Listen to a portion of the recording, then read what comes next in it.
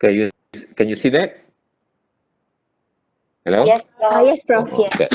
So today is about this. It's about virus. I mean, nomenclature, nucleic acids, and virus replication. Nomenclature is actually the naming. The namings of the virus, and then the classifications of the virus, and so on. So, and then how we get the name of the virus. Now, let's say coronavirus. What does it mean? Paramyxovirus, rhabdovirus. What does it mean? Huh? Then the types of nucleic acids in relation to the virus, because virus only have either one, DNA or RNA. And then on top of that, you have positive strand, negative strand. So you will learn about that in intermediate terms. And then the virus application, the types of virus, I mean, in general, generic, I mean, in general virus application, and then maybe some differences, among the different virus family in terms of virus replications. So let's go to the what we call this first.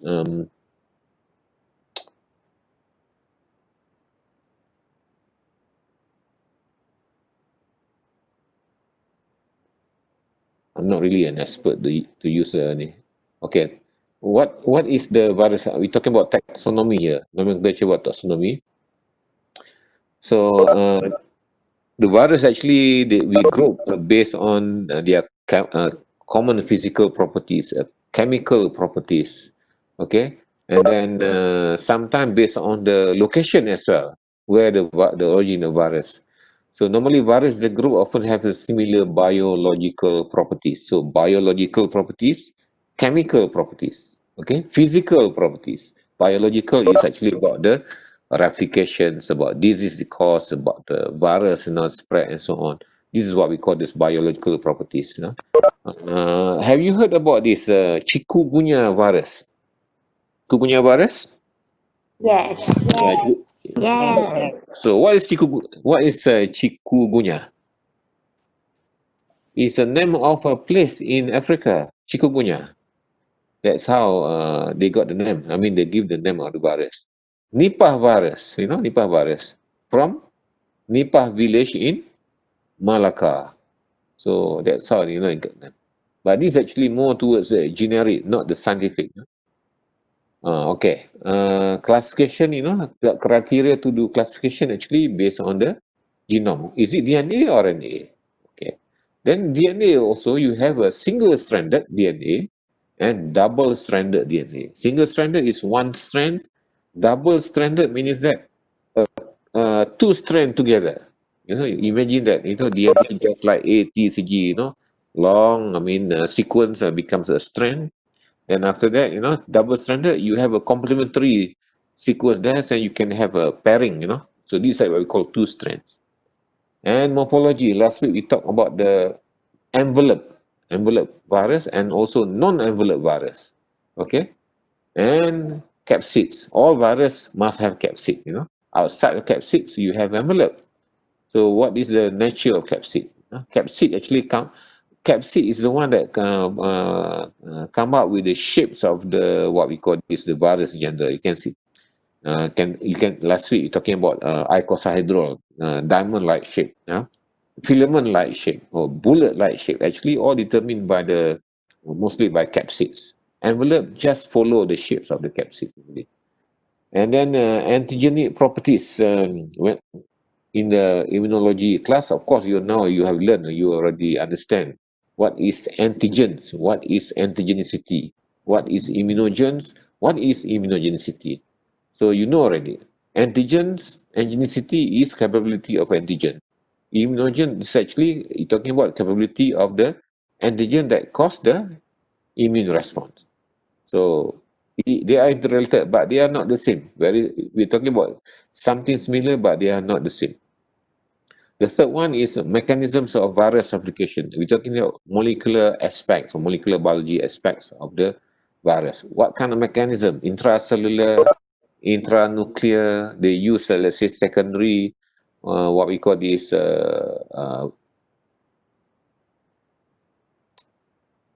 ayo, They use a second vehicle, no? Second vehicle. Wrong, wrong. This is wrong.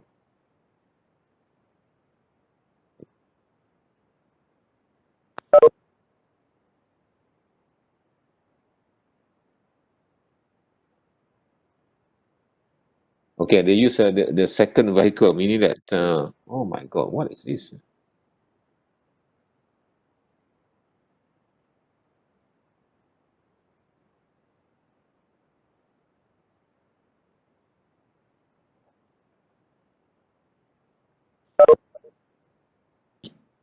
I think because of the ni, what we call this, when I use the full screen, okay?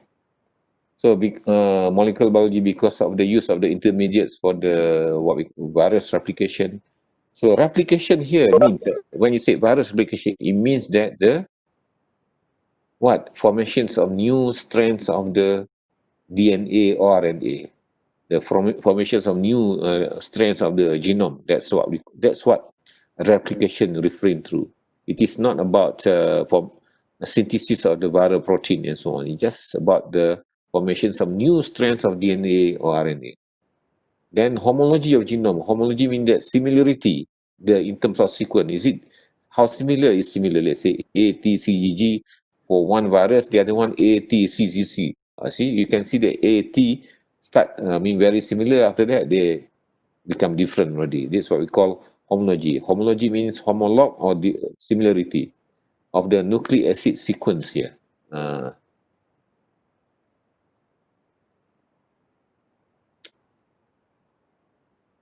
Gene arrangement. There's another one. Gene arrangement is something that different here. Is because one virus. I mean, a virus have nucleic acids. Nucleic acids actually DNA or RNA. On that DNA RNA, there are many genes, and how this gene, been arranged. That's one thing that they use for the classification. So we will talk about this later. Gene arrangement, biological property. Is it it's not what we call the perfect neuron, but sometimes they use it, sometimes they're not using it. And what kind of organ that this virus actually would like to tropisms, in terms of tropism, what kind of organ, animal organ that the virus would like to infect and replicate. And is there any similar, what we call this, antibody response, no, that overlapping each other, or is it exist or not? Okay, we're talking about serological relationship here, and then this is what we call serotyping.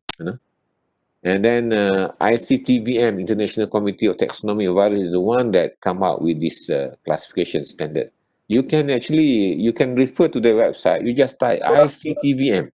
You're going to see what the browser will bring you to the website of ICTVM. You can browse through that website. You can see many different types of what we call this virus and how they do the classification there.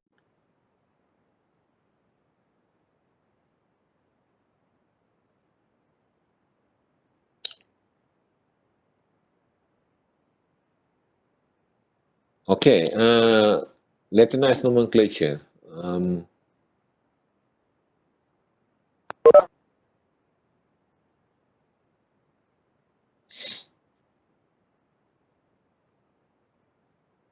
Okay, this is how we do it. We talking about virus here, but when you read, you can see this one. Herpes viridae, alpha herpes virinae, herpes virus, equine abortion virus, equine herpes virus type 1. Okay, there are so many names. So, of course, no, the virus have their own family. Family, we refer to the words viridae. So, viridae is actually referring to the family. Okay, viridae, family, collections or genera here. So subfamily, let's say here, you have herpes virus, they put name here virinae here. So herpes virinae. So herpes virinae, but in front you must have this one, alpha, beta, gamma. They have actually alpha, beta, gamma, herpes virinae. So that's how they come up with the name. And then genus, this is what we normally talking about. herpes virus, coronavirus, parvovirus, influenza virus. But influenza virus is here, is a generic name. Okay, this is what we call genus, no? Generic name you're talking about here, abortion virus. It's generic name. People talking about it, in the field. Influenza virus, that is actually generic name. But what about orthomyxovirus? That is actually ICTV name. Orthomyxovirus, what we call this, it is actually the ICTV name for one of the virus in the influenza virus group. So this is not just a nomenclature. Eventually, no need for you to remember. This is actually a very easy thing. Viridae, that's about family. Virinae, normally for subfamily. We're normally talking about herpes viridae or herpes virus. And these two, what we call generic name, because they are related to the disease of organs that they infect. So here, equine herpes virus is actually the virus that cause herpes virus type 1. It's actually herpes virus type 1. They infect horses and then they cause abortion in horses. So that's how they got equine abortion virus. And the name of this virus was given during early days because there was no proper classification at that point in time. And to tell you frankly, my PhD was actually on equine abortion virus.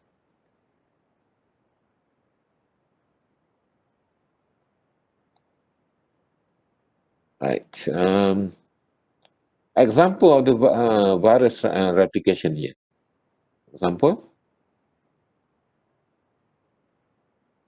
okay.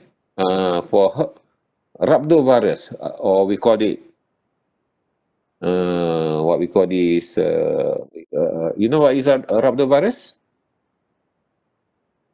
Hello?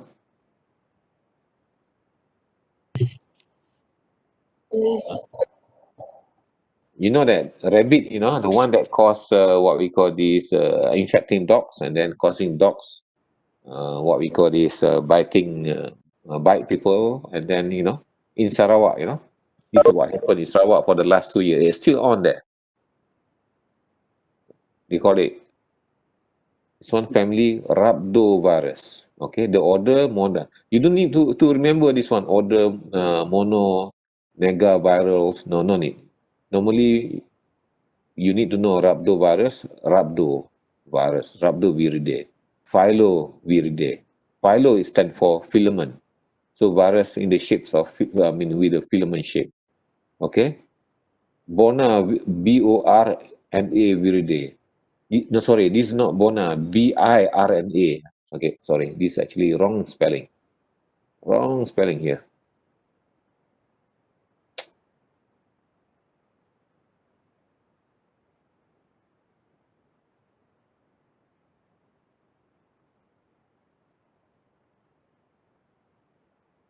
Okay. Then you have Paramaxoviridae. So rhabdo for the one that cause what we call these dogs become crazy, they bite people, and then the virus go Rabies, into the. doctor. Sorry? Is it rabies? Exactly, rabies.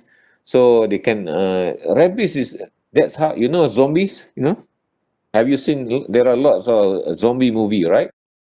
So Yes. so the idea of zombie actually comes from rabies. Okay, originally comes from rabies. Rabies actually bite human going mad, becomes dog becomes mad, it's not really mad, but becomes what we call this, you die very fast because the virus infects the nervous system and then after that goes to the brain. Okay. Then you have filovirus filament. This one is related by what we call this several virus. Okay, we learn later about that. And Bernaviridae or by Bernaviridae, you see this carefully. Can you see the here? What is this? RNA. Yes, and you have BI. What is that? Bias mean by RNA, really two RNA virus. Meaning that you have double-stranded RNA virus, something like that. Okay. And then paramyxoviridae. This is about related with the this is about Newcastle disease virus. So paramyxovirus. Myxo is what? Mucus. Okay. Para means it's about mucus. Okay. Paramyxoviridae. So this actually the family. You can see under below that paramyxoviridae. You have respirovirus. This one in human. Respiratory syncytial virus. Most of us getting it. Sometimes we get coughing and so on. As this one normally infect babies. We also getting it. Your throat become flame, but there is no bacteria there. That is actually RSV. Then you have morbillivirus, rubella. This one is actually rubella virus. No, and you have a few more of these, but these actually for human. These are actually example that how they do the nomenclature. Okay, these are the major virus family. You have pico-RNA-viridae, but we call it piconaviridae. Okay, but it's actually pico-RNA virus. Small. Pico means small, so a small RNA virus becomes piconaviridae. Okay, and then Togaviridae. Toga is a name of the place. Toga. Virus in a place. No? Munyaviridae is also place. Okay. Orthomyxoviridae. Myxo is mucus. Ortho is round, round shape or elongated shape. We call it ortho. Then here actually paramyxoviridae, just mentioned it. And you have rhabdovirus. Rhabdo means rod or bullet shape. Okay, rhabdo. Then you have corona. Corona means crown, corona. You can crown meaning like a princess wearing crown or queen wearing crown or something like that. No, you see from the top, that's how it lights. Or maybe during the eclipse, you can see that moon's shadow the sun. You can see a ring light structure. It's also like that. It's also corona. Then you have retroviridae. Retro means that retro stand for what? Retro is actually referring to reverse transcriptase enzymes, no? The virus that carry reverse transcriptase enzyme in the virion, in the virus particle. Okay, this is a flaviviridae. Flavi means yellow. Flavivirus, yellow fever. And then you have viruses or filoviridae. Philo means filament. Okay. Understand that, okay? So in principle, now we come to what we call this the viral genome. Yeah.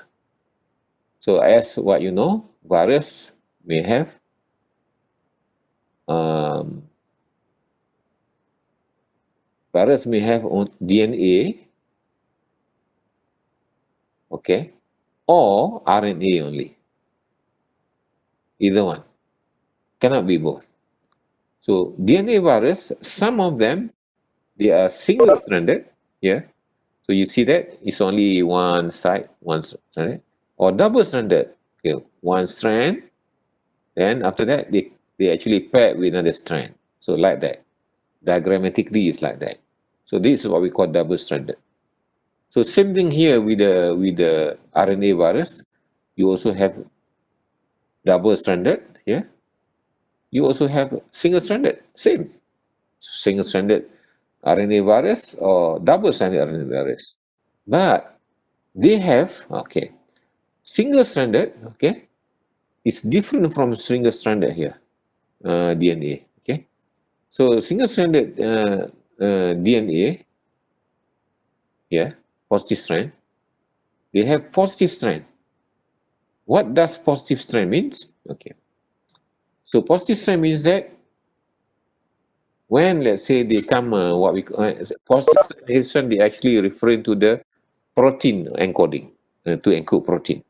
You know that during translation and transcription and translation, virus or any, including our gene, when you come up with the transcript must be RNA. RNA transcript. From RNA becomes protein. So RNA here we're talking about mRNA, messenger RNA. So messenger RNA is the one that responsible for the is a protein coding, is a coding for the productions of protein. Meaning that it is actually mRNA for the translation process. So mRNA is a transcript, becomes a coding sequence for the virus to produce a protein. So mRNA, they have codes, no? They contain codes. Based on this code, protein will be produced. So if it is positive, meaning that from the virus, from that particular, let's say, single-stranded RNA, the virus can immediately instruct the host to produce a protein based on this single-stranded RNA, meaning that single-stranded RNA here act as messenger RNA or mRNA. Okay, it's very clear. So a positive or single-stranded RNA, it means that they act as if that they are actually mRNA. They can encode protein direct. But for negative strand here, this is a negative strand. So assume there's a negative strand. So they have to encode. They have to, let's say, instruct the host to produce a positive strand first. Okay, this is a negative strand. So they have to what we call this, ask the host or instruct the host to produce this one is negative, this one is positive. So the virus asks the host, the cell actually, use this one strand to produce the positive strand. Use the negative strand as a mirror to produce a positive strand, meaning that this negative strand is a mirror to the positive strand, or the other way around, whatever, how you say it. So the mirror image. So here they use a template. Remember, A, okay, sorry. A always pair, A always pair with T, pairing. So C, cytosine, always pair with G. So, meaning that the virus will ask the host to produce T because I have A right now. That's how they do it. So it's a mirror image of the negative strand. That's how it works. Okay, this is actually the common way of the RNA. But RNA virus there are some RNA, they have special properties. It is not like this, it's extraordinary. So RNA virus, they have their RNA virus in the virus. The virus actually enter the host. The RNA virus enter the host. The RNA of the virus will be used to produce DNA. So it's different from this other, it's different, single-stranded. So RNA virus will instruct the host to produce DNA first, and then from this DNA, they produce RNA again. So DNA becomes, they call it a template, a mirror image to produce RNA. So the virus is RNA virus. So they ask the host to produce DNA, and from DNA, they use it as a template or as a mold to produce RNA. So it's very interesting. Lots of things here. That's why I said thousands of different viruses come out being classified accordingly based on this. Understand or not? Anything that you confuse here? Hello? Okay, Prof. Okay. Okay. Right. So I'll go to the next one. So this is about the viral genome. Okay. And then other than that, that's what we call this general classification. They also have properties. This one properties. So I ask when, let's say, a question come up like this, describe the properties of equine herpes virus. Describe the properties of paramyxovirus. So properties mean that the the characteristics of the virus, okay? So the structure of whether the virus have envelope or not, whether the virus have what is the shape of capsids, no? So they have DNA or RNA. These are actually the common properties of virus. When such questions come out, this is actually one of the way to answer the question. So the genome or the DNA or RNA of the virus may occur in the form of circular, just like that, or maybe just linear like that. Okay, circular can be double-stranded or linear can be double-stranded. Okay, and then you have the nucleotide ACTG for the genomic sequence. AC instead of T, you have uracil here for the RNA sequence. Okay, and in single-stranded RNA virus, RNA sequence can be identical to the mRNA. This is what I'm talking just now. It's a positive strand or complementary to the mRNA, meaning that the RNA that they have will be used, to produce another mRNA for the productions of the viral protein. Okay.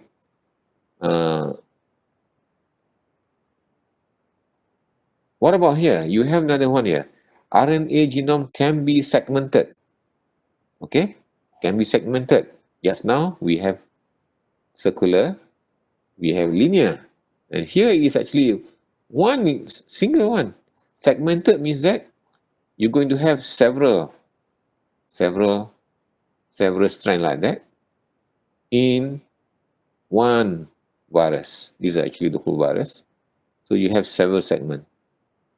So let's say this actually the virus lah. Okay. So segmented means that you have several different portion of this one. This segmented A, B, C, D. A not equal to B, not equal to C, not equal. They are different in terms of what we call this sequence.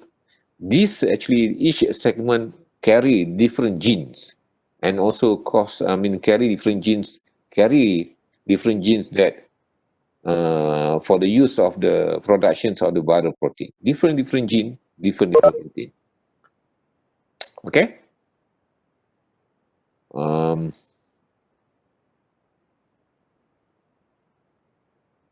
Okay, next one. Now it's clear right now.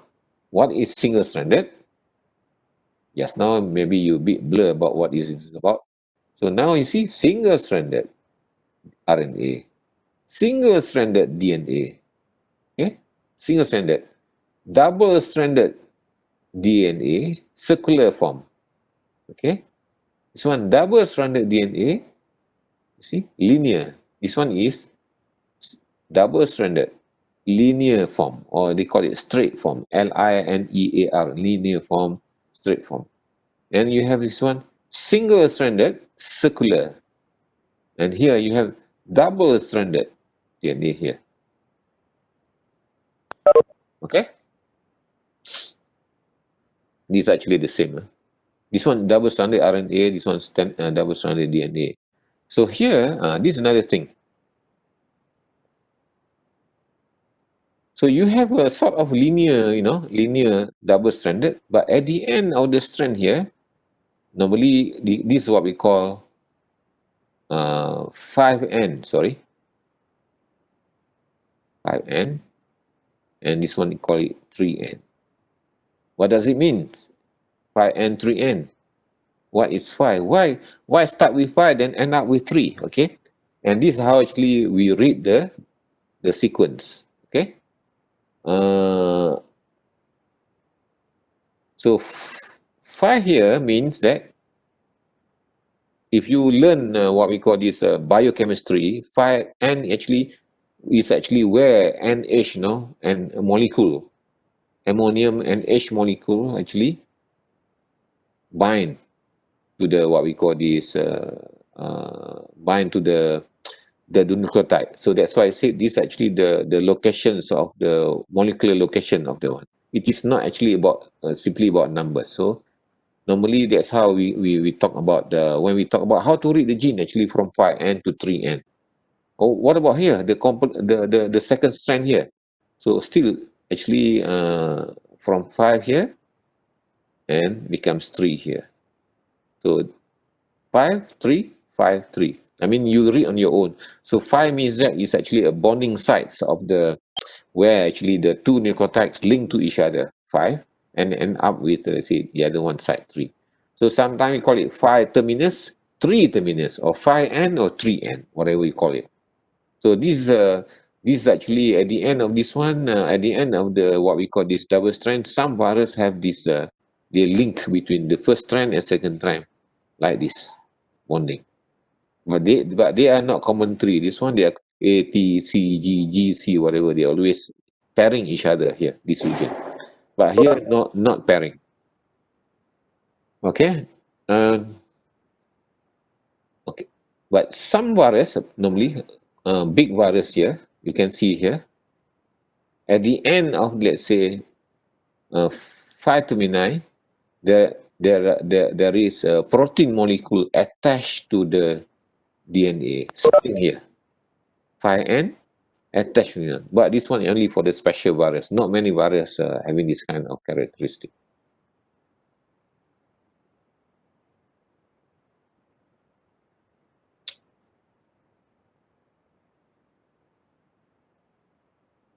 Okay.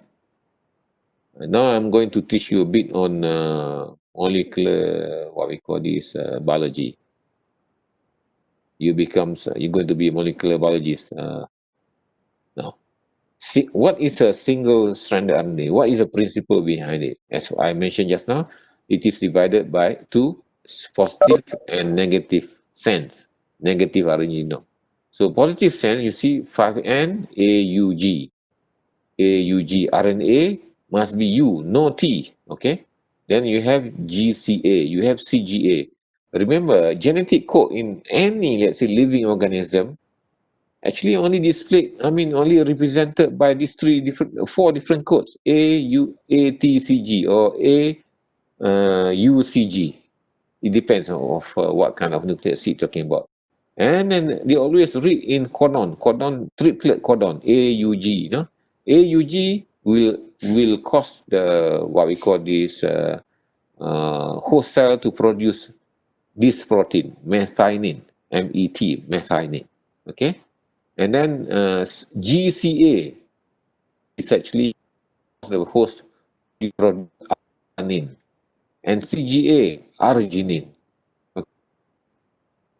How you see protein, this is what we call peptides. The longer the peptides become very long, we call it polypeptide. Then many polypeptide, that's how you get proteins. You eat proteins, usually you eat all of this: methionine, alanine, arginine, all these what we call this individual amino acids. Okay, so life is interesting, but many people don't understand about this. So negative sense actually different. Instead of what we call this straightforward, so you have just like above here as assumption AUG, GCA, CGA. So the virus must produce this strand. So UCG. So as I mentioned to you, the way to read actually from 5 to 3. Okay, from 5 and from 5 here. So you read from here going here. Okay, UCG, UGC, CAU. Okay. So UCG. So what is UCG stand for? So I invert that to make our life easier, because now when we write, we always read from left to right. So I rewrite it, become like this. So you can see UCG, UGC, CAU. These are protein they produce: serine, cysteine, and histidine. Okay, amino acids. So it's very simple understanding. But I didn't ask you to memorize. Don't remember. See, AUG will make the virus to produce methionine, GCA alanine. No need, because this one is actually standard. You can find a table, that can already standard, to this. These actually codes are standard. Does not matter whether you are human, bacteria, virus, animals, plants, they still have this kind of code. Cannot run away from this. So that's why I say life is unique.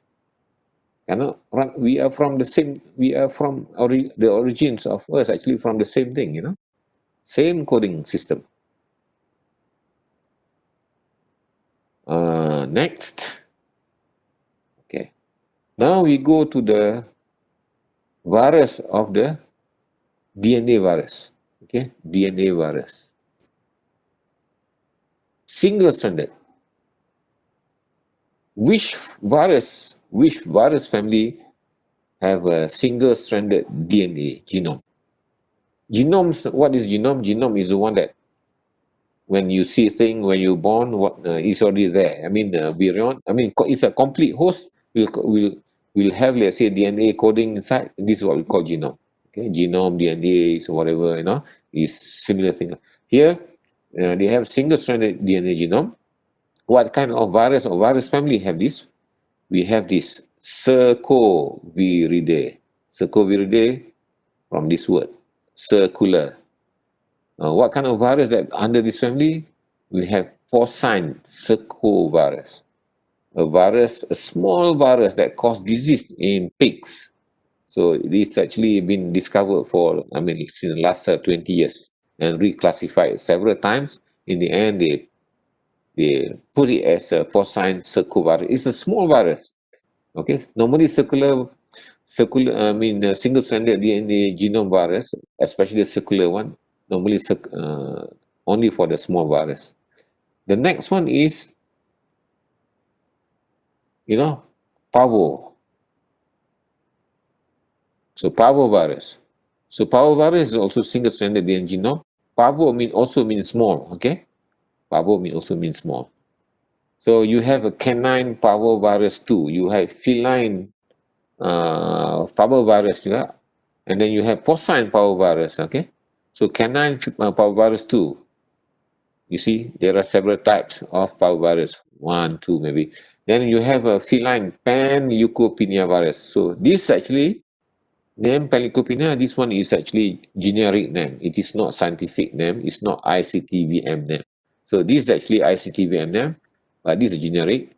And the other one is also generic here. More generic. Let's see this one. I'm talking about the SMEDI here. This one generic. Okay. Porcine parvovirus is actually the scientific, the one that cause abortion, stillbirth, and so on. So SMEDI here stand for stillbirth, mummification, embryonic death, and infertility. So you can see that S, stillbirth, M, mummification, ED, embryonic death, I, infertility. So there are several viruses that can cause SMEDI or SMEDI, and one of those viruses actually porcine parvovirus. So there is always a popular questions, in virology as well as in your final years later on. Viruses or agents that cause SMEDI in animals, especially in pigs. For example, they ask you, list actually viruses that cause SMEDI in pigs. Okay? So one of those actually porcine parvovirus. Then they ask you again, what is SMEDI? Stillbirth, mummification, embryonic death, infertility. What is it? And how you differentiate? You see the disease caused by, let's say, 2 or 3 or 4 different viruses that you list now for SMEDI. So these are actually the common question they ask you.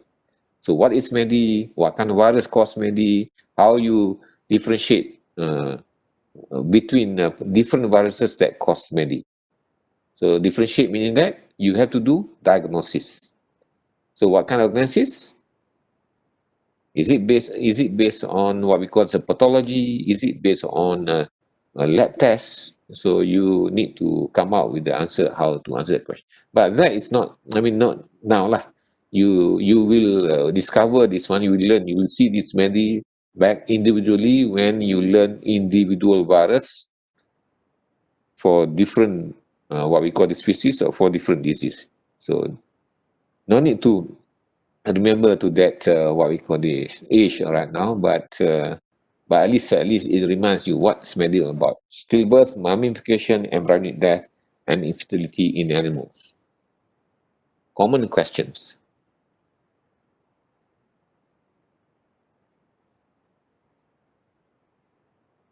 Okay. Next, actually, virus with double-stranded DNA genome. Just now, single-stranded. Now we have double-stranded.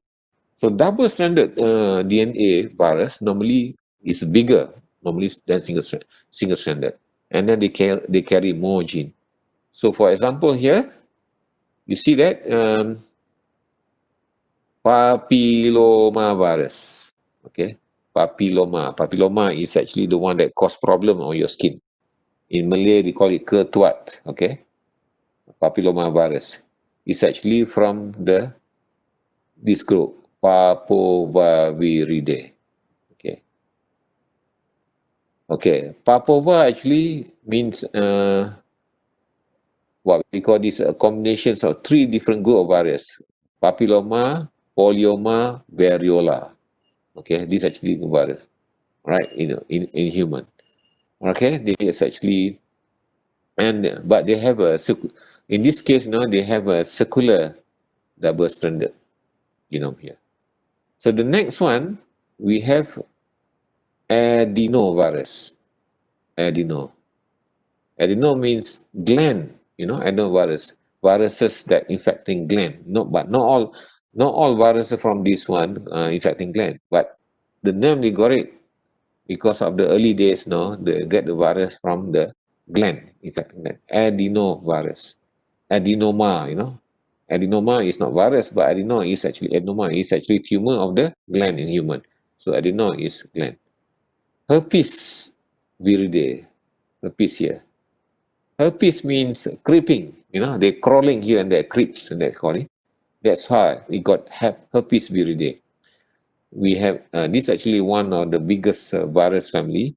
You have bovine herpes viridae, herpes virus 1, bovine herpes virus 2, bovine herpes virus 3, equine herpes virus 1, 2, 3, 4, porcine cytomegalovirus, human cytomegalovirus, rat cytomegalovirus. So many types, no? This actually all herpes virus. But this cytomegalovirus, but remember, herpes virus also divided into subfamily. Alpha herpes virus, beta herpes virus, gamma herpes virus. Okay, this for example. So beta herpes, this one cytomegalovirus is actually beta herpes virus group. Equine herpes virus type 1 is alpha herpes virus. But equine herpes virus 2 is actually beta herpes virus. Equine herpes virus 4, again, alpha herpes virus. So the classification is there, but if you want to remember, you need lots of time, your involvement with the virology to remember. No need to remember everything here.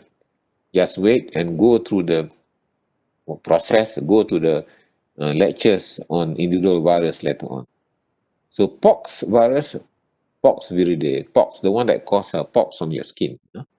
And African swine fever virus, the one that creating a big, what we call this, alarm bell now, because used to be, African swine fever virus used to only occur in Africa, but now in many parts of the world, especially in China, in Thailand, in Vietnam. So it's worrying, It was not here in Malaysia 10 years ago, 15 years ago, but now it is worrying. Maybe we already have, maybe we don't have. It is up to the authority to check this from time to time. African swine fever virus, we got it because, the country got it. China and so on, because of the importations of the animals or animal products into their country, they got it. They got that. Okay, another one here. The one that with a single-stranded genome. Double-stranded RNA genome. So we have here, the virus family here, we have Rio virus. Okay? Here, Rio virus. So Rio he actually stands for combinations of the what we call this several virus. It is a linear, it is segmented here, in this case. Okay? This one, rotavirus. Example of the Rio. Rota is mean wheel, just like a bicycle, no tire. Bicycle wheel. You can see rota, wheel. Blue tongue virus is a virus that causes tongue becomes blue. It occurs in, let's say, sheep 30 years ago before you were born, 35 years ago, sorry. Because of Malaysia imported lots of sheep from Australia, even though Australia claim that they are free from the disease, which is not true. So we put the sheep under the integration rearing system in the what we call this in oil palm plantation, but now it's not many people doing it anymore. So we imported the animals together with the virus. It was a big outbreak there. Now no more. And then you have African horse sickness virus. It's all from the real virus. Then right now, then next one we have bi-RNA viridae or Berna viridae. It's actually for the virus, that infecting chicken. We call it infectious bursar disease virus. Okay. And then we also have this one.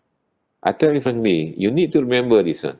Never, not because this one, Professor He Bejo, he is the one that working lots on this virus, infectious bursar disease virus, the virus that cause what we call these infections on the bursar of the chicken. Then bursar becomes smaller. Then the bursar is very important organ for the productions of T cell, B cell, for productions of B cell. And because of that, the immunity against what we call this infection reduced because of infections of bursar by this virus. And this is actually another virus that that infects what we call this salmon fish. You won't learn all this. So here is very important. African horse sickness, don't think so much about that. This one is important because this virus causes diarrhea in animals. So you have rotavirus in human, you also have rotavirus in bovine, in pigs. No, they cause diarrhea. It's a parts of the three different virus family that cause diarrhea: rotavirus, coronavirus, parvovirus. Three different viruses that cause diarrhea at different age. What we call this of animals.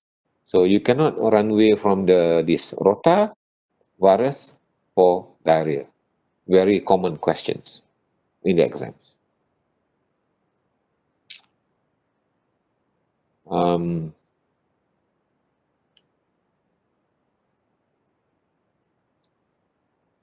Okay, next. Okay, we have a lot more here. Viruses with a positive single-strand genome. We have pico-RNA virus. This one actually, this is important virus. Foot and mouth disease virus. Foot and mouth disease especially in cattle. But remember, foot and mouth disease not only infecting cattle, but they infect animal with hoof. Any hoof, animals with hoof will get this FMD, foot and mouth disease virus. Pigs, horses, cow, buffalo, they can get that. And then you have also porcine enterovirus. Enterovirus. Entero means entry, gastro. And then you have calicivirus here, feline calicivirus. In the clinics,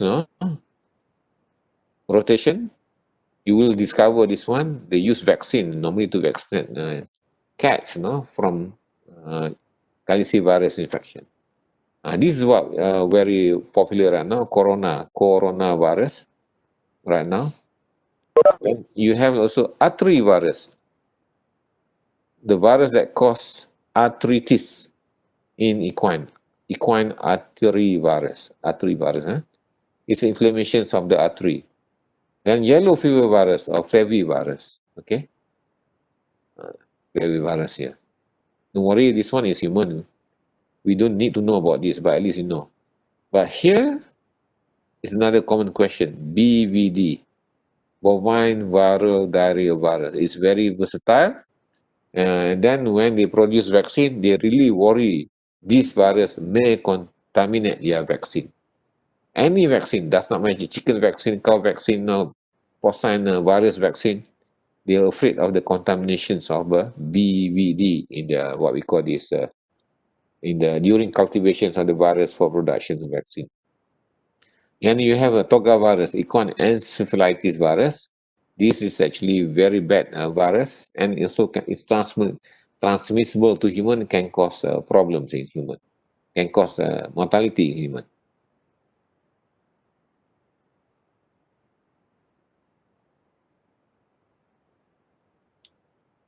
So many more here. If you need to go through one by one, or you want to read yourself, yeah. Hello,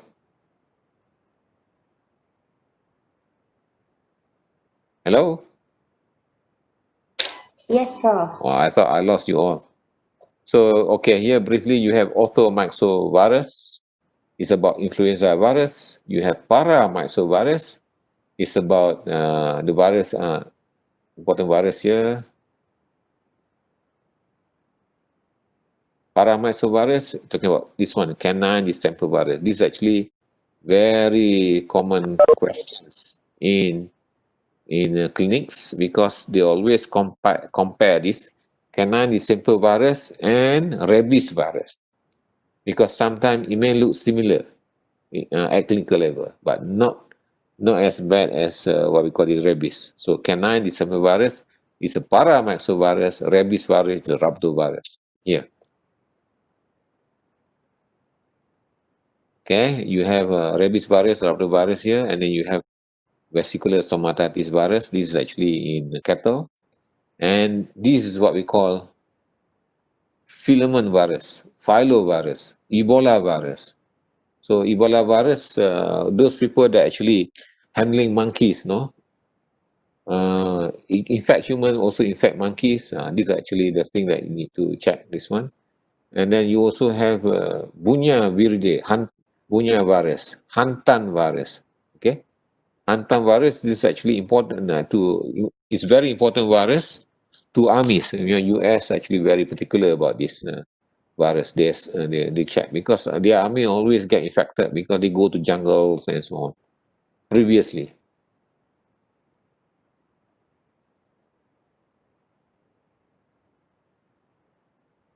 So you have what we call this next. You have a retroviridae, reverse transcriptase virus.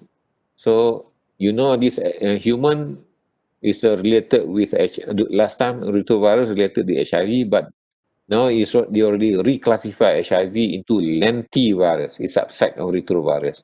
But basically they are similar in terms of the what we call this structure and so on. Retrovirus is actually causing quite host-specific, feline leukemia virus now, bovine immunodeficiency virus, avian lymphoid leukosis virus.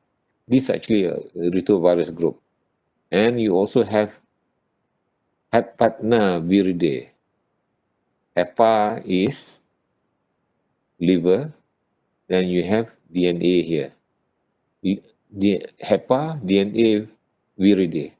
So meaning that hepatitis virus is actually hepatitis virus causing hepatitis, in human.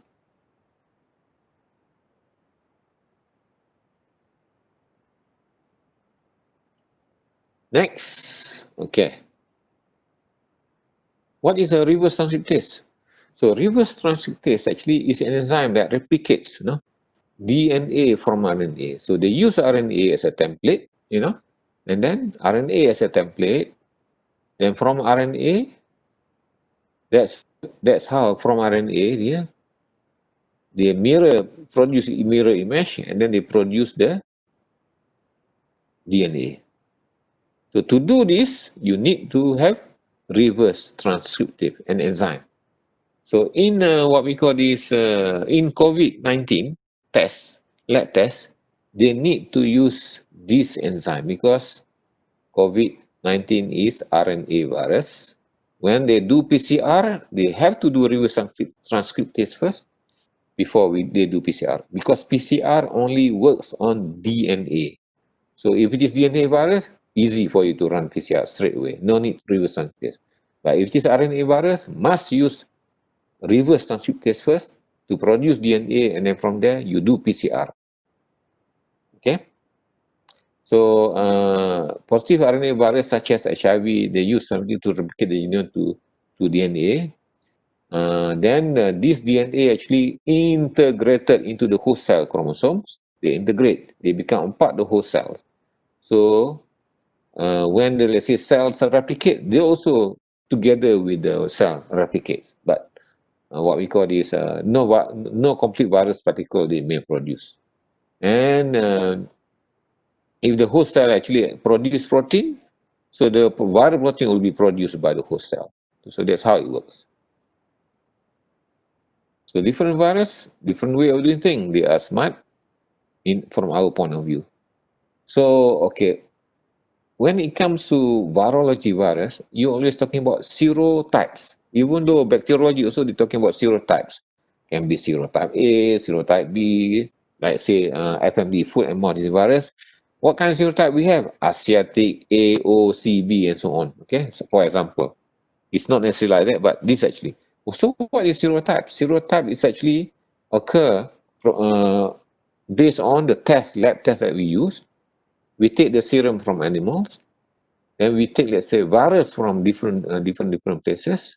So that serum may actually can bind to the virus A, but not virus B, but not virus C. Why? Because even though they are actually same group of virus, let's say in this case feline leukemia, but the serum from the animal A infected by, let's say, feline leukemia virus also cannot, what we call this, bind or neutralize, or what we call this attach to the virus, or let's say A or B or C. So why? Because of the differences at the, what we call this, of the virus. Assume that, why this thing happen. Okay, you can see this one. This actually the whole thing only feline leukemia virus. So you have serotype A, serotype B, serotype C. How does it work? So see, the virus particle, they have, let's say, same antigen. This one we call group antigen. All viruses may have this protein, same one. Okay, but some virus may only have this, but they don't have this. So you see different color. So this actually type A have this what we call protein. Type B or type C, they have this one. So when you produce antibody being produced, they produce against one antibody, and the antibody, of course, can attach to this because they are same type. But when the host, let's say, produce antibody against this one, okay, this antibody cannot identify this. It won't happen. Cannot happen. So because this is what we call different serotype. This one we classify serotype A, this one serotype B, or whatever. So that's how it happens. So why there are differences among virus? Because the nature is like that, and the virus can mutate from time to time. Just like COVID-19, there are also already mutation, new serotypes, different type. So meaning that, you right now you infect with, let's say, with this virus, your body produce antibody, then you recover. Okay, next time you come, let's say, same similar virus, they already mutate, have mutation on the protein there. In fact, you still have antibody, but your antibody cannot do anything with that virus for that particular protein because of the differences in some type. That is actually the basic principle how when we talk about serotyping. Here too, same thing here. Okay, sorry. Okay, this is about FMD serotyping here. You have A, C, O, SAT, SAT2, SAT3, Asia, SAT means South Africa type 1, type 2, type 3. So they have this one. So one of the challenge that we have, let's say, for the foot and mouth disease vaccination, before we vaccinate our cattle, our cow in the country, we must take their, what we call this, their serum first, or maybe we have to check the history. What types of serotype of virus that normally infect what we call this, our cattle? Is it A, C, O? So once we know that, we come up with a vaccine, or we buy a vaccine, and we vaccinate animals against that particular serotype. cannot be simply used, SAT1, SAT2. It won't work. That's why vaccination is not direct process. You must identify the virus that you are dealing with, whether they are same serotype or no or not. But remember, not all viruses have serotypes. Some of them have one serotype, some of them more than one. Okay.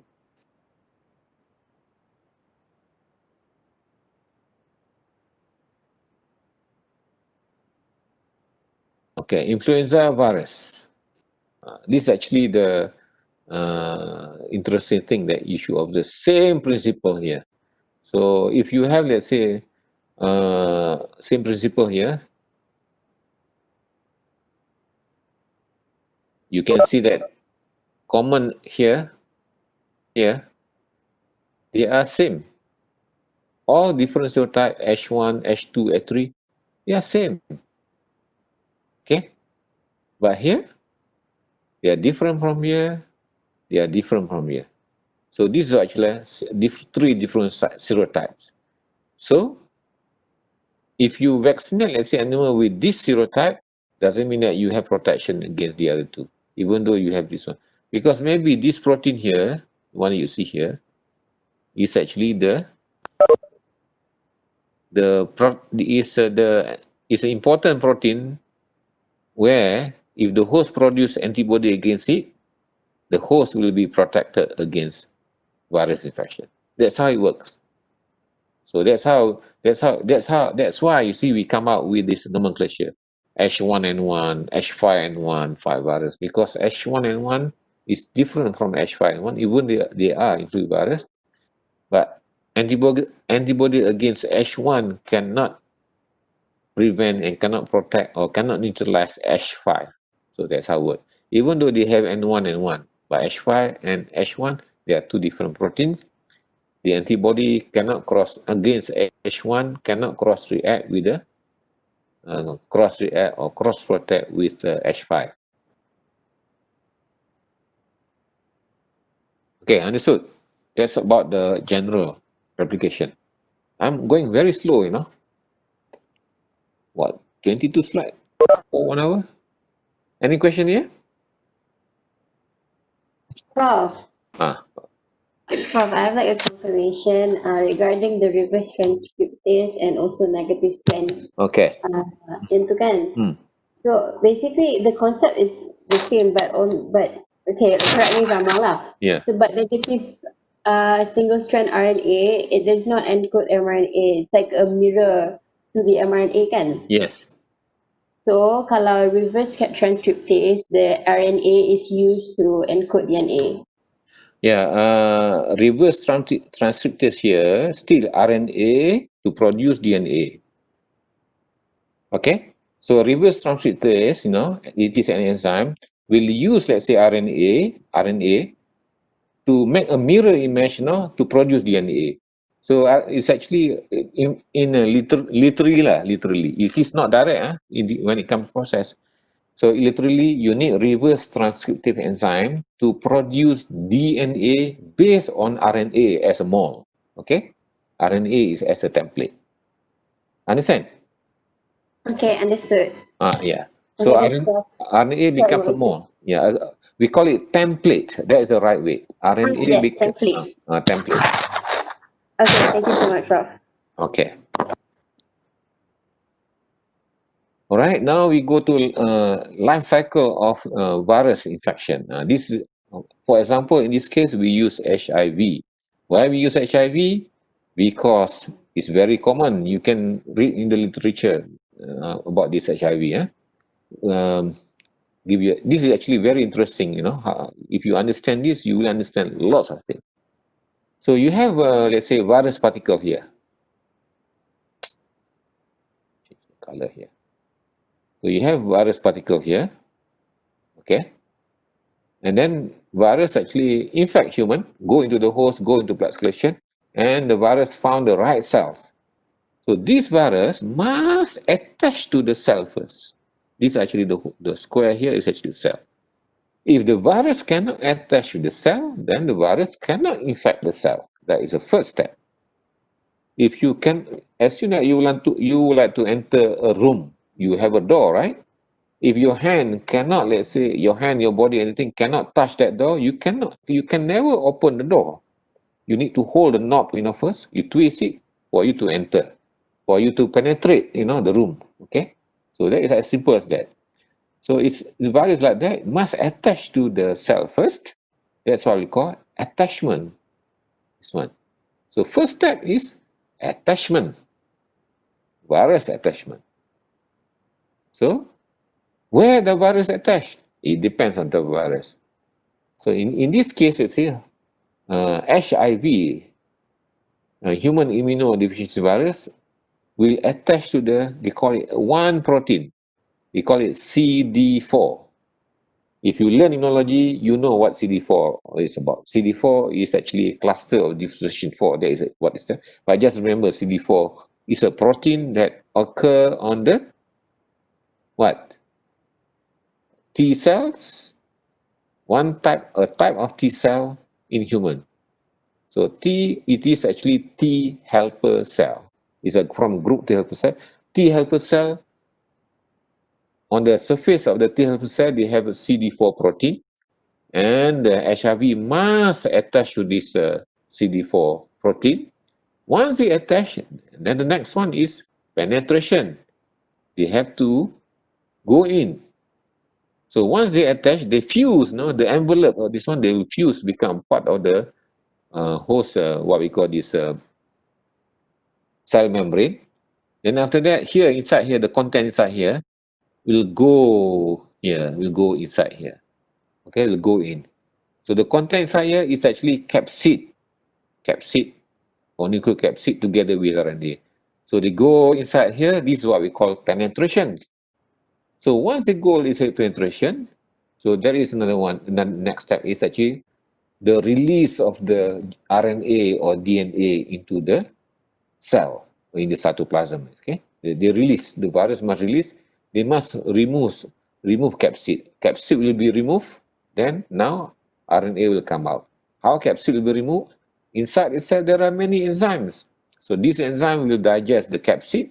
Then they release the RNA here or DNA for DNA virus. So once they release, what will happen? So this is actually something that interesting you must know.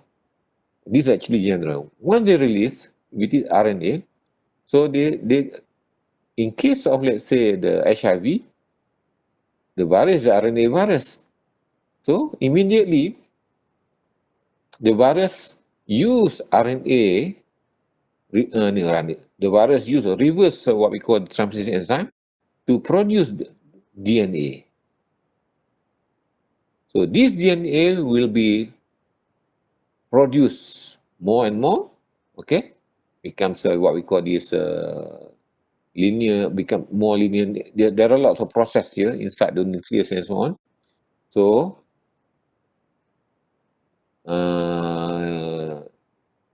I don't know how to tell you, but the way they do it is actually they produce a long DNA, and then after that they start to chop, become smaller, So this is actually one of the process that happen. One of the process, not the only.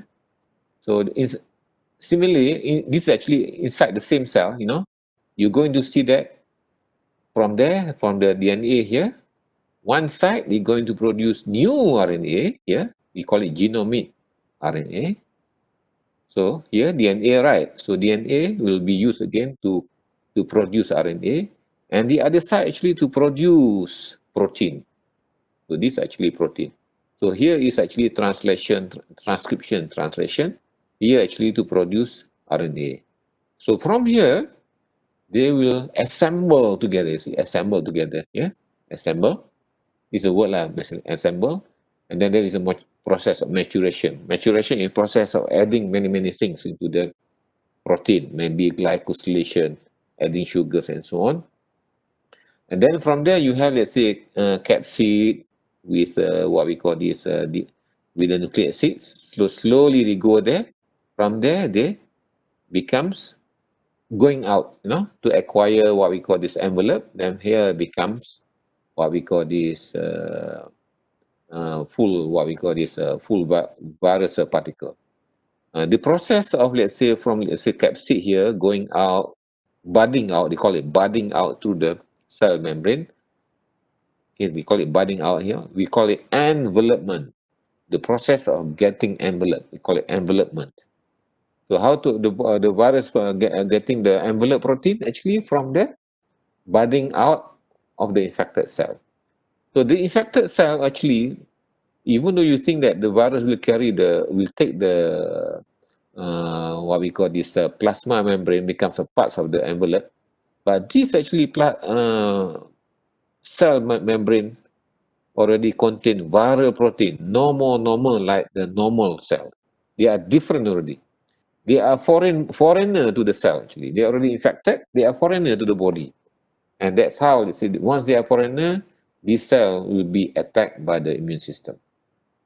That's immunology. So here, see, attachment, fusion here with the cell membrane, the release of DNA or RNA, then the synthesis of the new DNA of the HIV, and then you can see that synthesis of RNA here, this is a special one. Normally, you don't have these two steps.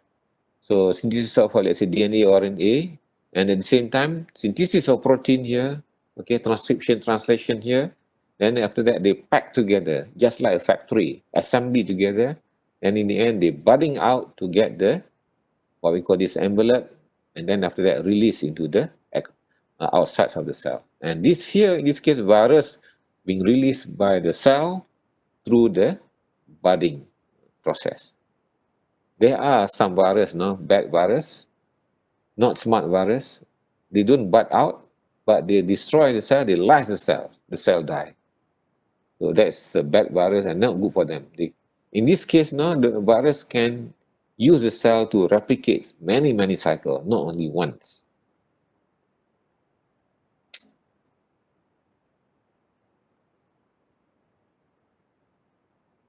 Okay, steps in virus replication. I repeat again. So you see here. So this is very important because in virology, you cannot run away from this.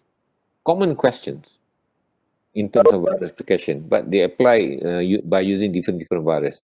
Started with attachment, penetration. This one, you see, you remove the capsid and to release the what we call this DNA RNA, we term it as uncoating. Okay, uncoating. Okay, so translation and transcription. This is actually to produce protein, and genome replication is actually to produce new DNA or RNA. And when you have these two here, different pathway here, different pathway, not the same pathway. So the whole thing here we will be assembled. You know, it's what we call assemble. Then after that, virus release. How do virus release? By budding off.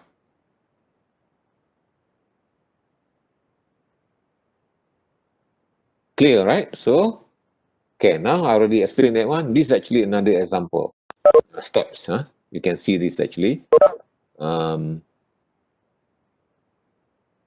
Attachment, from attachment, virus penetrations, uncoating, transcriptions of early mRNA.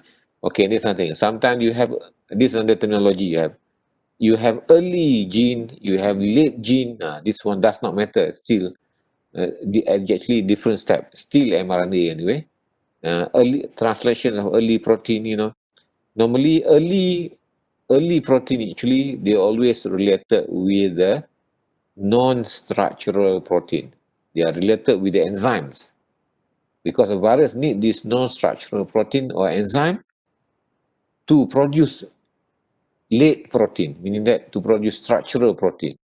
So early stage only non-structural, late stage structural, because enzymes, as an enzyme will be used to produce late protein. So early and late. But of course, sometimes you will see that early, immediately, late, and so on. But in general, classification is only late, early, and late, different proteins. So you can read on your own about all this. Early phase transcriptions, early mRNA co-regulatory, you can read on your own. So assembly, okay, occurs in nucleus and virus egress. Translations occur in cytoplasm. Okay, This is actually, remember, general, in general, DNA virus, they have this, all of this, except for pox virus. So it's always a question here. So DNA, I mean multiple choice lah. DNA virus replicate in what? In what sites of the cell? Intranuclear, intracytoplasm, intramicronuclear, mitochondria, So DNA virus, normally replicates in the nucleus. DNA in the nucleus. All DNA virus replicates in the nucleus, except pox virus. So, pox virus replicate where? In cytoplasm. Meaning that all RNA virus replicates in cytoplasm. But there are few RNA virus replicate in the nucleus, exceptions. So in this case, all DNA virus replicates in the nucleus except pox virus. Yeah. So always question related with this. Why it's so important to know whether it is replicate nucleus or what we call this, or cytoplasm? Why? For the purpose of diagnosis, actually. For the purpose of, let's say, developments of antiviral agents, treatments. So this one is very advanced sites of the virology. Okay, so the rest here are very similar. You can read on your own. So for the DNA virus, translation occur in the cytoplasm. Transcriptions occur in the nucleus. Translations occur in the cytoplasm. So they produce mRNA in the nucleus, they produce protein in the cytoplasm. And assembly occur in nucleus, virus the rest. So it is very, very, very interesting to see. No need to go so deep, because maybe you will get confused. Just remember a few of these, you will be fine.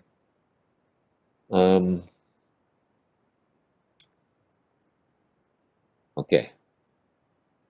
DNA virus, where the virus, the virus replicates, the replicate site. Parvovirus, nucleus. Okay? Parvovirus is DNA virus. Papovirus, nucleus. Adenovirus, nucleus. Herpes virus, nucleus. Pox virus, cytoplasm. Okay, only one here, remember. Hepatnavirus in the nucleus. Okay, but this is actually the what we call this very unique. They still using this is actually something different. Okay, it is DNA virus replicated. They use RNA as intermediate, which is a reversal of HIV. HIV is RNA virus. They use a reverse transcription to use DNA. From DNA, they produce RNA. But in this case, it is DNA virus. They use RNA, you see, to what we call this, they use RNA as intermediate to produce DNA back, the other way around. So this is actually the uniqueness of hepavirus. So HIV is also unique.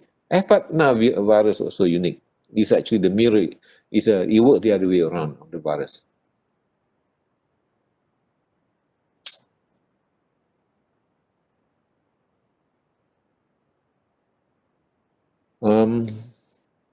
Okay, this is the detail. I hope you can read on your own about this, because I already explained to you about in general. They need certain, the virus needs certain factors or protein on the cell surface for the virus to attach to the cell. We call it receptor. So how they interact with each other is actually ionic interaction, not enzyme. They don't use enzyme. And then at different temperature, because temperature will affect the ionic strength, the binding strengths of the. So we're talking about receptor here, natural receptor. This is actually the same thing. And then penetration enters the cell via viropraxis or fusion. Viropraxis, just like, macrophages try to take something, from outside of the cell to internalize, So they call it viropraxis. So you can read on your own here, and then uncoating here already. You need to read.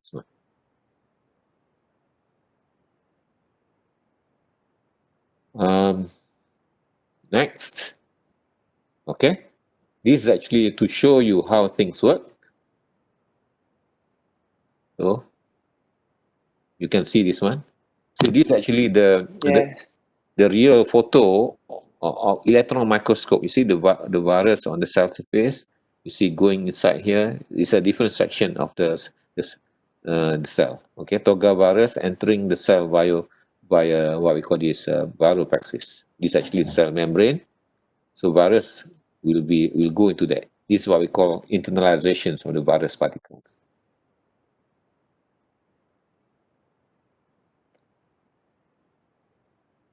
Okay. So different virus require different protein for attachment. Okay, virus protein. Some of the virus, you don't need to remember everything. Just to show you, we just take the important one. Let me show you. I give you example here. So HIV here, but I won't come out a question with HIV. HIV one, they use GP120, glycoprotein 120, belong to the virus.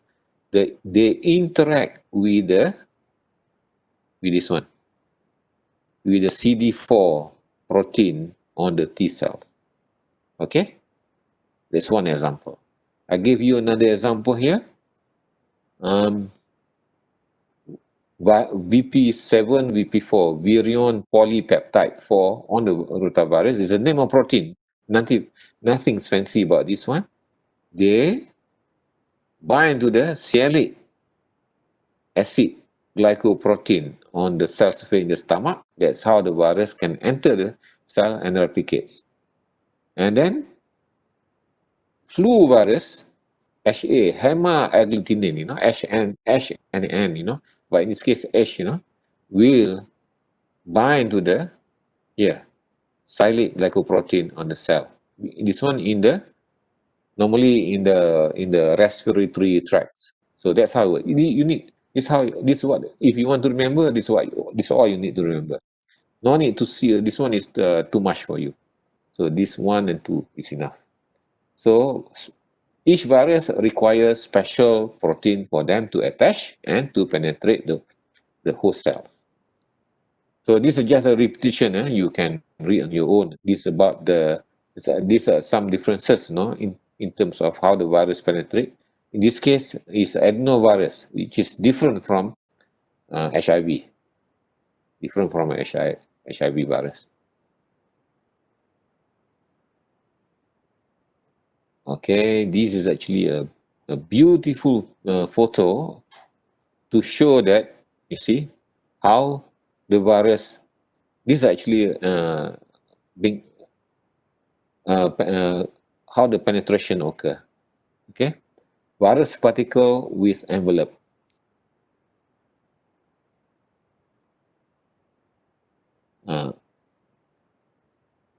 There's something here, okay, missing here. This is actually inside the cell. This one to inside. This is actually outside. Okay. So the virus here from outside here, they go here, attach and fuse with this one, with the host cell membrane. Yeah.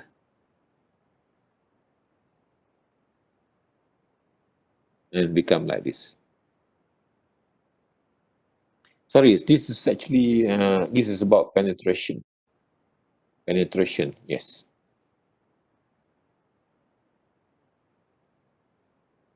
But anyway, you need to read about this. If you're not sure, this is actually how the virus penetrate to show. This is actually a diagram. Maybe examiners, in future will ask you about what is this. At least you can explain.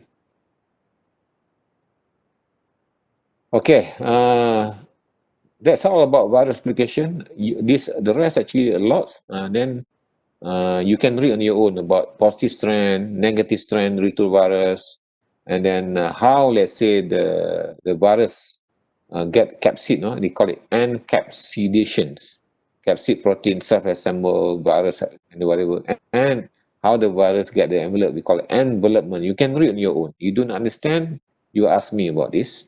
Okay, how the virus get envelope, and then the process, the detailed process, uh, how the virus get the what we call this here envelope through the budding off.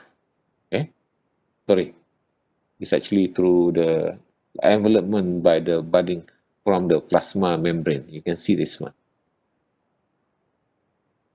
From this actually the membrane.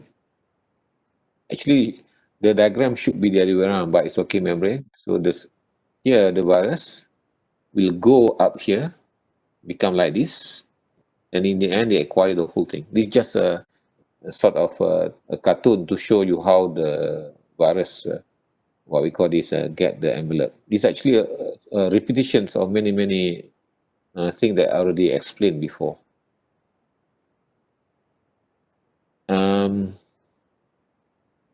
Okay, this again, the herpes virus obtain envelope from the membrane of the nucleus. They can get the what we call this envelope from the nucleus. Okay, this is another way to just to explain, how the it's the same thing, just to strengthen your what we call this memory about this. And then where the virus actually get the envelope, different hosts get different, could be different place, to get the envelope. Herpes virus from the nucleus. Genome replicates, don't worry about this one. You remember DNA, RNA, virus is enough. Herpes virus, DNA virus. Pox virus is actually DNA virus, but it's actually the only one, the only DNA virus replicate in cytoplasm. Hepatinavirus is DNA virus. Flavivirus is RNA virus. Coronavirus, RNA. Bunya, RNA. RNA. Retro DNA. Also Maxo, actually, what's that? This is actually RNA. Rhabdo is actually the RNA. Paramyxo is RNA. So these are the thing that but the thing is, you remember that in general is enough. So here, this is actually another variety, of the virus replication. So right now we have HIV, then you have what you call it? You have adeno, now you have rhabdo, some differences here. And then how the virus has been released, you can see this one on your own. And then the growth of the virus in our body. See, first few hours, you almost see nothing, no virus particle. And after that, an increase of virus, inside the cell, not yet outside the cell. Then after they have enough amount, the cell will be destroyed.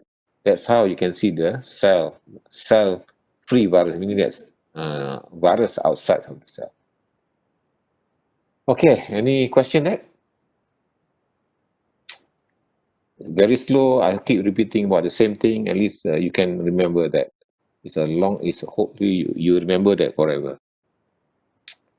Okay? Hello? Okay, Prof. Yes, Okay, Prof.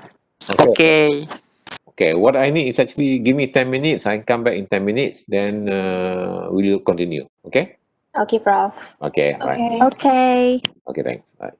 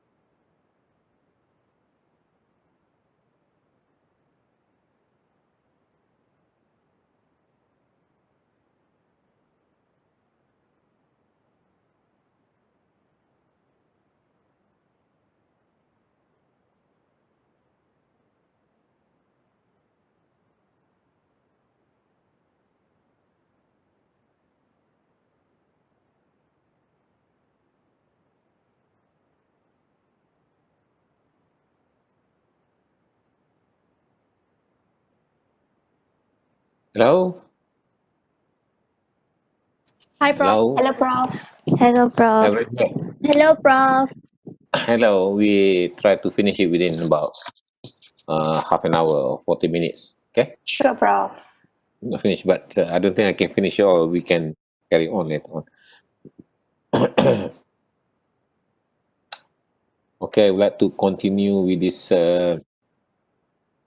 viral proteins mutation, virus cultivation, and pathogenesis. There are a bits of informations on the practical aspects of the virology. So here I would like to recap again about this viral proteins and virion. So basically, we have what kind of proteins that are available in viruses. Viruses actually small, but looking at this one, you think it's complex already. So the smallest organism also is really complex. I don't know how you're going to comprehend all of this. So basically, you have a capsids in the forms of icosahedral, helicals, or complex symmetry, and so on. And then uh, below the envelopes of the virus, they also have a matrix, matrix protein. So it's actually matrix protein. It actually is a part of the envelope of the virus, but not all virus has envelope. So meaning that they have no envelope, meaning that they not have a matrix protein. They also have what we call this peploma or spikes, no, a glycoprotein on the envelope of virions over actually all over the place on the envelope of the virion. Meaning that if there is no envelope, there is no spike, there is no peploma. There is no envelope, meaning that you just have capsid protein. Capsid protein, or we also non-envelope virus, we also call it as a naked virus, meaning that virus without envelope, just capsid. And then we also have core. Core meaning that inside, core inside, meaning that it's related with the genome. Inside the capsid, sometimes it's not only that you have a DNA or RNA, maybe you also have some other proteins that carried by DNA. So that's why we call core, internal protein.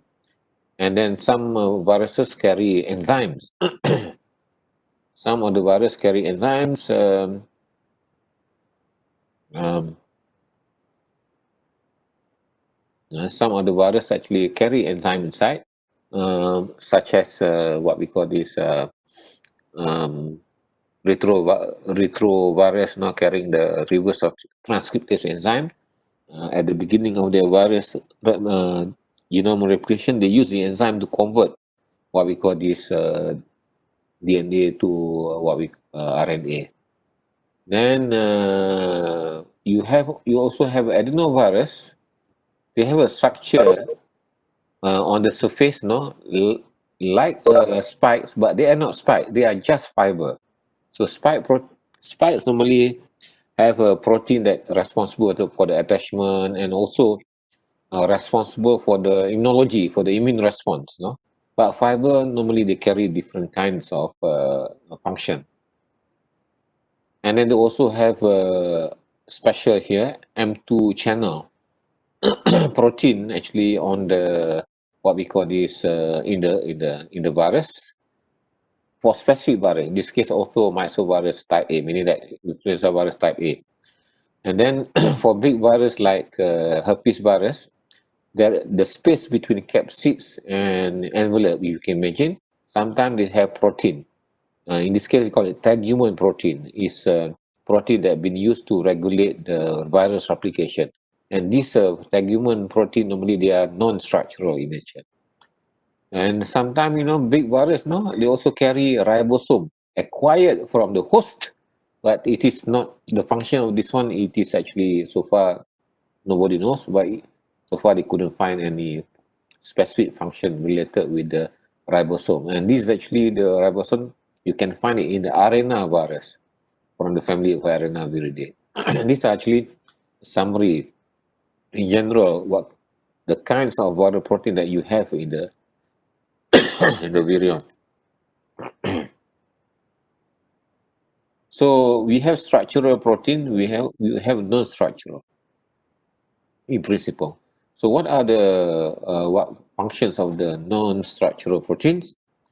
So you see, you have polymerase enzyme, you have thymidine kinase enzyme, you have helicase enzyme. These are several different kind of enzyme.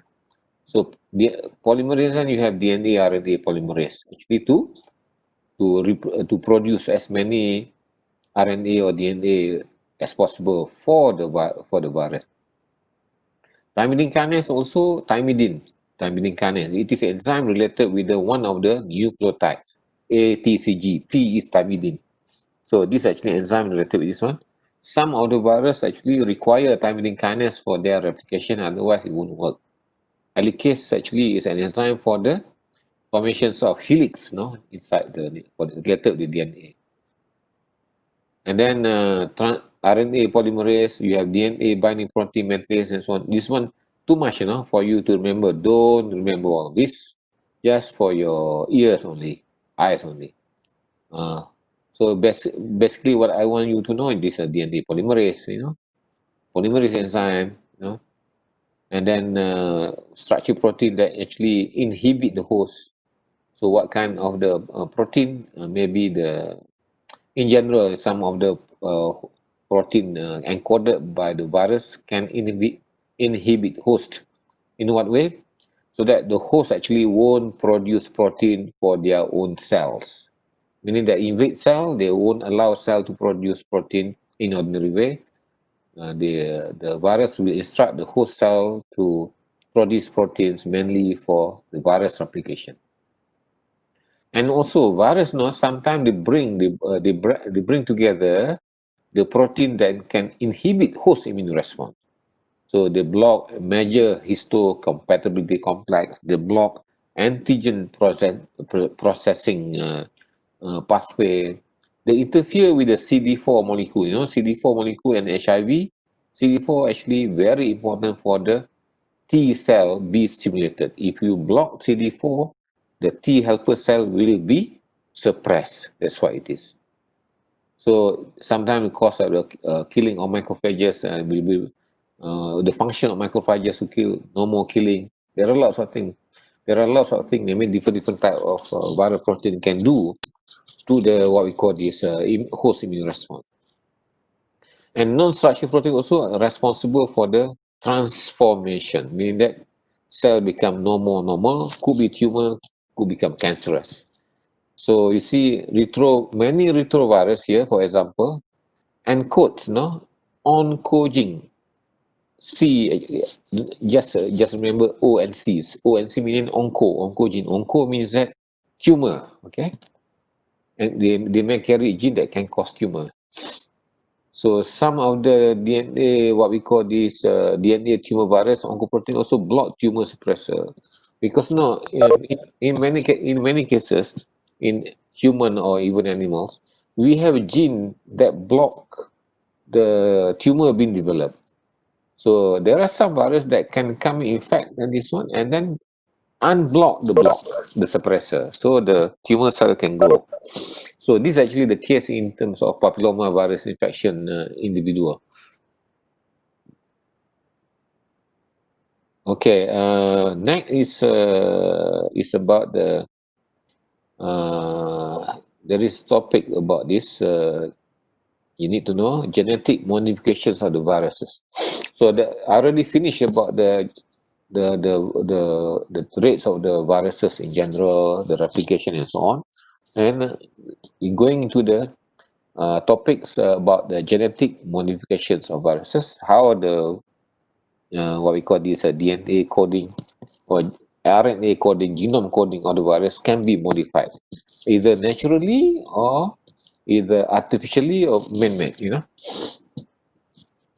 So in principle, when you say modify, meaning that you make the virus mutate. Okay. When you said modification here, meaning that you are trying to get virus mutate, but virus can mutate naturally. Okay, so there are two natural means of mutation, genetic modification. Okay, you want to modify the gene. There are two means. One is mutation, meaning that you have a nucleic acid sequence A, T, C, G, C, C, whatever, that. So if you replace one of the code, that's C to T, or CC become TT, CGC become ATT, whatever you do, you remove that. This is what we call mutation. So you already modify the gene. Okay, and then this mutation can occur naturally, or you can induce. So, or you can do the what we call this gene cutting using very high tech what we call this method to do the mutation. But naturally, you can actually expose the virus with drugs, let's say AZT, acyclovir. This actually some of the viruses, ganciclovir, famciclovir. There are many types of viruses that use. Even though quinone and so on, you mix with the virus, you introduce virus, or you overdose whatever, you abuse it. So the virus, the genetic level, ATCG will be mutate, will change. This is what we call mutations. Okay? And mutation can occur in one place or in many places. It can be single, it can be multiple. Okay? Okay. So this kind of mutation normally, minor mutation, they just replace A with T, C. This minor. I mean that this is what we call this kind of minor mutation will cause changes in epitopes, but they are still the same virus. Maybe the same serotype, maybe the same what we call this degree of virulence, meaning that not much changes in virulence. Maybe, okay, maybe more. Okay. For example, let's say in flu virus. Let's say assume that today you get flu virus. Then after that, you get fever, sneezing, and so on. Then after that, 1 or 2 weeks after that, you recover. So why you recover? Your body already produced antibody against the virus. At the same time, you transmit the virus to your friends. And this virus replicate your friend, cause problem, then recover again. But after some time, this virus come back to you, the same group, the same what we call this original virus come back to you. Then 6 months later, 1 year later, 1 year later, you find out, you don't know this, but in principle it's same virus, you still get flu. Why? Before this, you already you were infected, your body already produced antibody against it, or cellular immunity, and then you know that your body already recognize, identify this virus, and remember this virus, but 1 year later you still get it. So most likely something happened to that virus come back along the way from within 1 year. There is a mutation within the genes. This is what we call minor mutation. Normally, point mutation, and this is what we call antigenic drift. Okay, drifting, antigenic drifting, a bit by bit, not that severe. Okay, not that severe. Okay, so there is another technology for this one, antigenic drift. Later on, this one it cause changes in the minor changes in the epitope. But later on, you're going to see antigenic shift. Antigenic shift. Okay, what is the example of antigenic shift? Okay, let's say the bird flu. You can see bird flu everywhere, let's say 30, 40 years ago.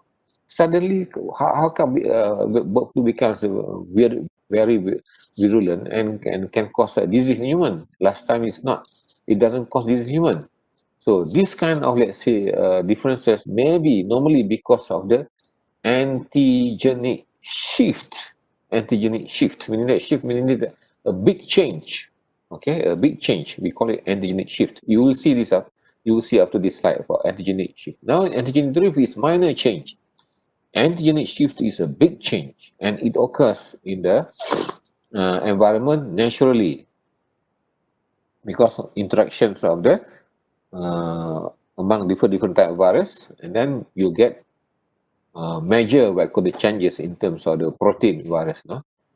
So, okay, this is actually about mutation. The next one is actually how you're going to do the modification. In the lab, you can do this mutation by using this one, drugs there. So you culture the virus inside the cell culture, inside the cell, and at the same time, you dose them with drugs continuously. So the virus develop capability to become resistant by modifying their sequence bit by bit. This is what we call mutation. Okay.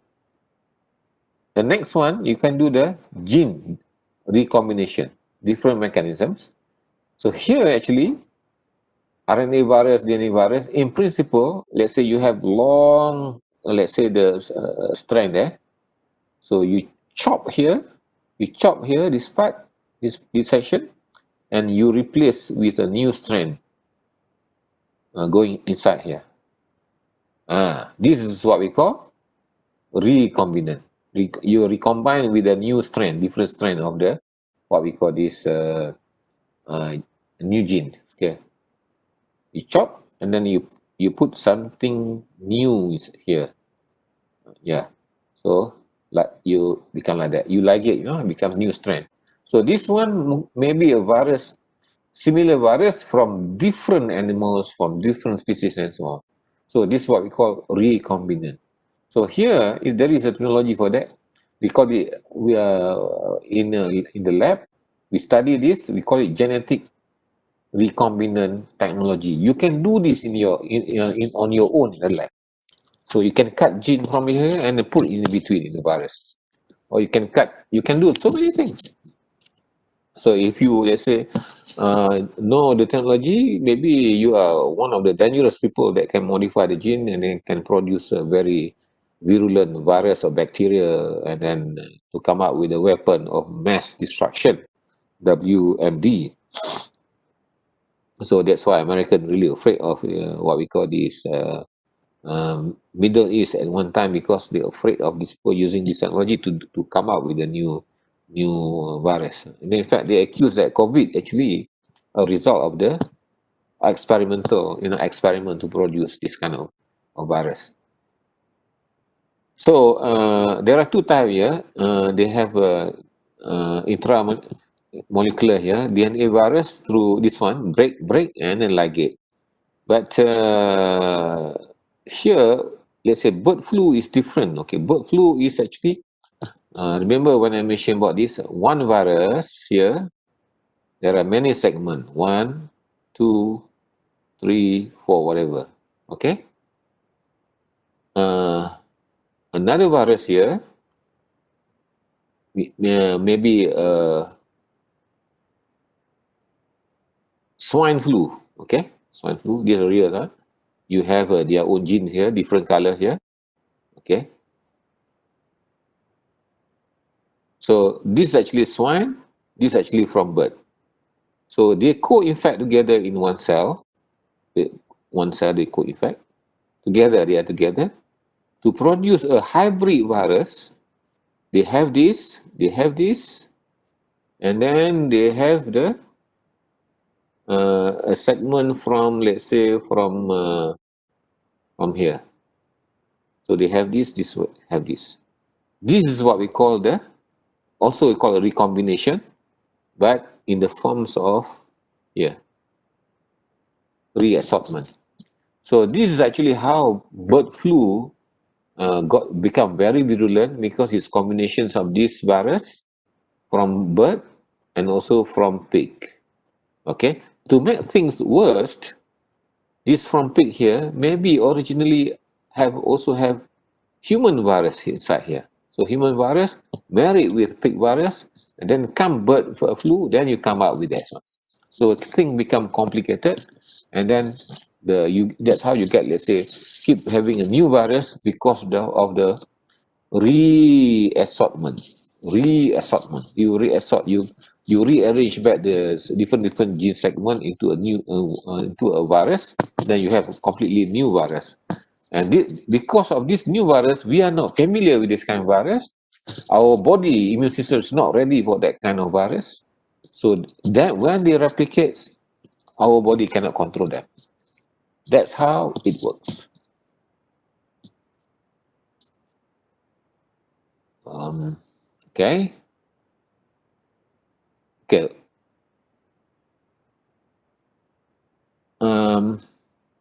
How frequent is a mutations? Okay, mutation, the rate of mutation.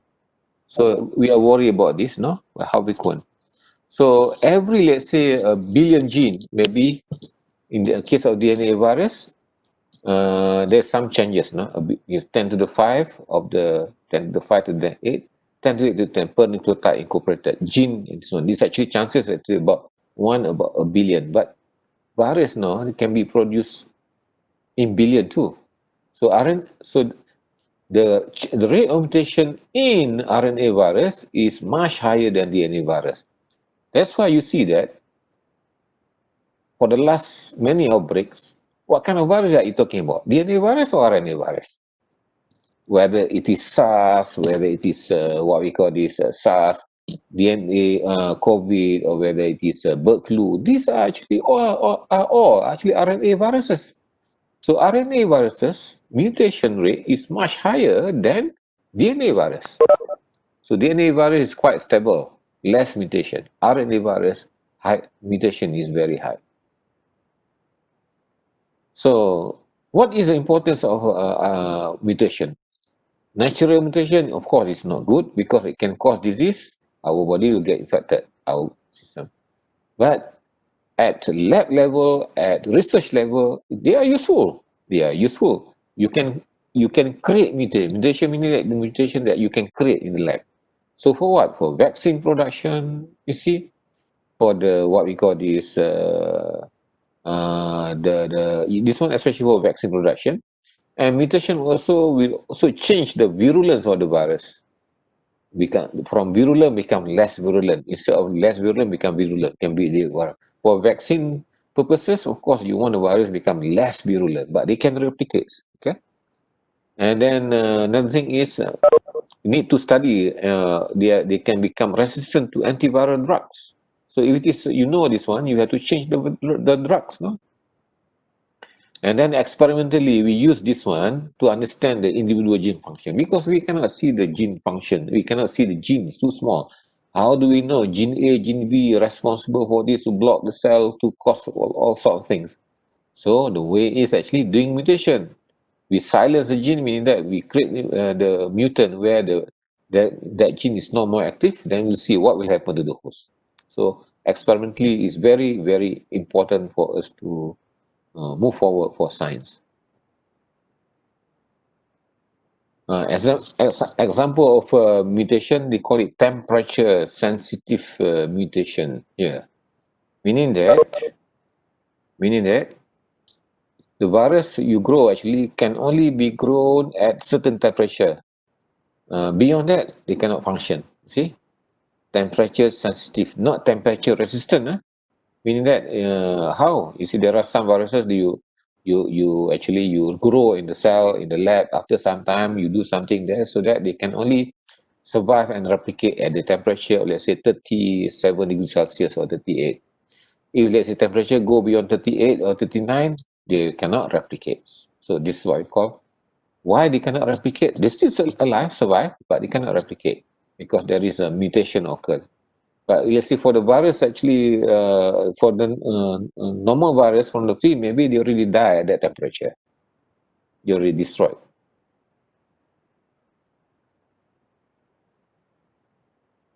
Okay.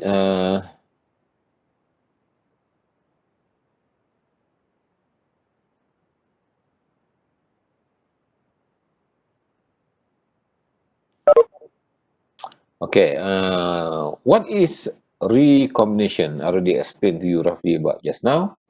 Recombination, offspring of two parent virus has genetic information from both viruses. I give you example between, let's say, about recent bird flu is actually a combination of bird virus, flu virus, and also swine virus. So you read about this, then you understand. So this is how it works. Recombinations work. See, this actually two separate virus, A, B, A, B, A, big A, B, small A, B.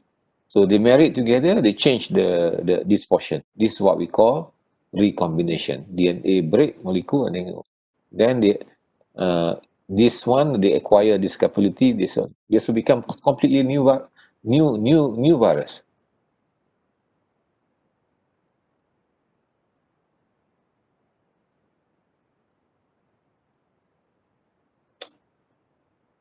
So this I'm talking about antigenic drift. is due to mutation in epitopes. You see, because of the changes of here, UCGACACU, only change here only, mutation is point mutation, one nucleotide from U to C, from U to C mutation, okay? Then you're going to have the transcript of G, and translation becomes like this, and then protein, let's say originally like this, maybe now become like this. Just because of the one mutation here, the original protein, originally like coil like this, now becomes aggregated like this. So because of this aggregation, maybe the antigenicity will be different, virulence of the virus also could be changed because of that.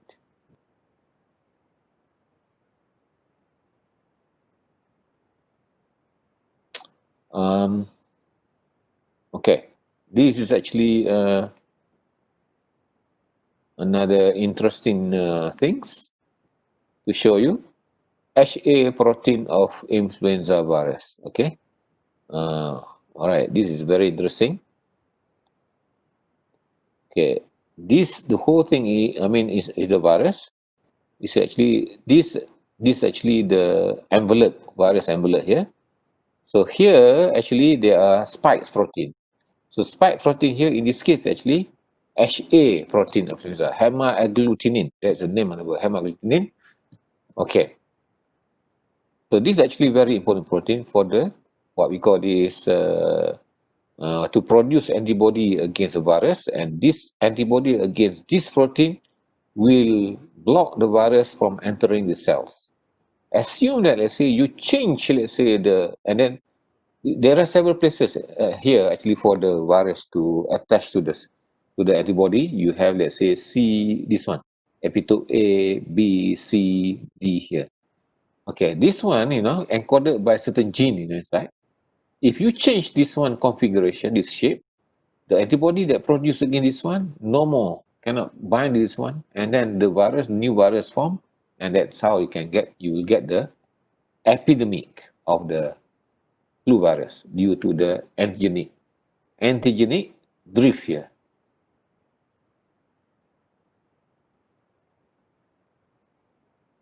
So that's how I'm talking about here, the antigenic shift and antigenic drift. So these are actually common questions. What is antigenic shift?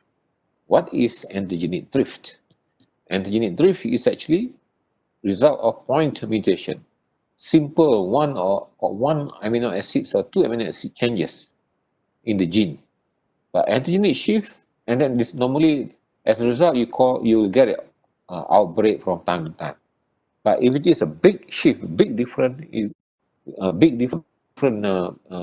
changes because of antigenic shift, you're going to get, let's say, new virus, and normally resulted with pandemic, meaning that the disease everywhere in the world, worldwide. Just like you have right now, COVID is pandemic. We believe that, of course, it is actually antigenic shift due to a certain mechanism. Could be man-made, could be natural. Okay, genetic reassortment already told you the hybrid between two different what we call this virus. This is actually example. The 1968 reassortment meaning that a mixture of, let's say, ASEAN flu virus with Ukraine virus, and then you get new virus here. You can see segment here. There are 8 segments here. They switch with each other. You get this Hong Kong flu virus. This is actually the one that caused, let's say, massive what we call this epidemic to human actually in Hong Kong many years ago.